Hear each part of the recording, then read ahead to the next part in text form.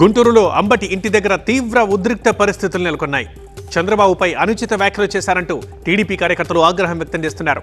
అంబటి ఇంటిపైకి రాళ్లు రువ్వారు టీడీపీ కార్యకర్తలు. ఇంట్లోకి దూసుకెళ్లి బీభత్సం సృష్టించారు.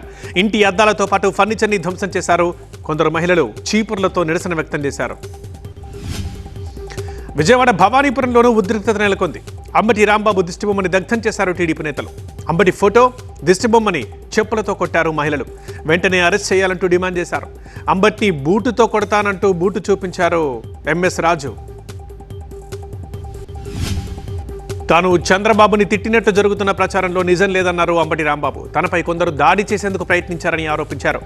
ఆవేశంలో కొందరిపై నోరు జారానన్నారు. వారిని ఉద్దేశించి అలా మాట్లాడి ఉండాల్సింది కాదన్నారు. అయితే అరెస్టులకు భయపడేది లేదన్నారు. 1000 మంది టీడీపీ కార్యకర్తలు అంబటిపై హత్యాయత్నం చేశారని ఆరోపించారు గుడివాడ అమర్నాథ్. అన్ని దాడుల్ని వైసీపీ గుర్తుపెట్టుకుంటుందన్నారు. పోలీసుల సమక్షంలోనే దాడులు జరుగుతున్నాయంటూ విమర్శించారు. రంగాను ఆనాడు ఇలాగే హత్య చేశారని, ముద్రగడ పద్మనాభాన్ని కూడా చంపాలని చూశారని ఫైర్ అయ్యారు.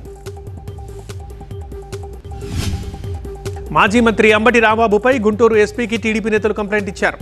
గోరంట్ల సెంటర్లో చంద్రబాబును ఉద్దేశించి అనుచిత వ్యాఖ్యలు చేశారని ఆరోపించారు. 24 గంటల్లో సీఎం చంద్రబాబుకి క్షమాపణ చెప్పాలని టీడీపీ నేతలు డిమాండ్ చేశారు.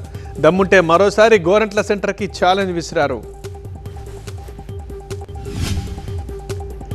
నోటికేదొస్తే అది మాట్లాడే అంబటి రాంబాబు లాంటి నేతలకు ప్రజలు బుద్ధి చెప్పాలంటున్నారు నెల్లూరు జిల్లా కోవూరు ఎమ్మెల్యే ప్రశాంతిరెడ్డి. ప్రతిపక్ష నేతల భాషను చూసి ప్రజలు అసహ్యించుకుంటున్నారని అన్నారు.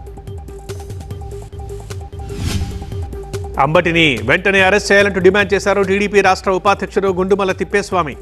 అంబటి రాంబాబుపై వైసీపీ అధినేత చర్యలు తీసుకుని పార్టీ నుంచి సస్పెండ్ చేయాలని డిమాండ్ చేశారు. లేదంటే పరిణామాలు చాలా తీవ్రంగా ఉంటాయని హెచ్చరించారు. మీ ఇంటి కుక్క భయపడకపోయినా నీవు భయపడాలి అని అన్నారు గల్లా మాధవి. దమ్ముంటే బయటకొచ్చి క్షమాపణ చెప్పాలంటూ డిమాండ్ చేశారు. అంబటిని బూటుతో కొడతానని బూటు చూపించారు ఎంఎస్ రాజు. చంద్రబాబుపై వాగితే నాలుక చీరేస్తామన్నారు. ఆయన రాంబాబు వ్యాఖ్యలు అత్యంత నీచంగా ఉన్నాయని మండిపడ్డారు. పశువులు కూడా సిగ్గుపడేలా అంబటి మాటలున్నాయన్నారు దేవినేని ఉమా. అంబటి వ్యాఖ్యలు క్షమించరానివన్నారు. అచ్చోసిన ఆంబోతుల్లో అసత్యాలు ప్రచారం చేస్తున్నారంటూ విమర్శించారు.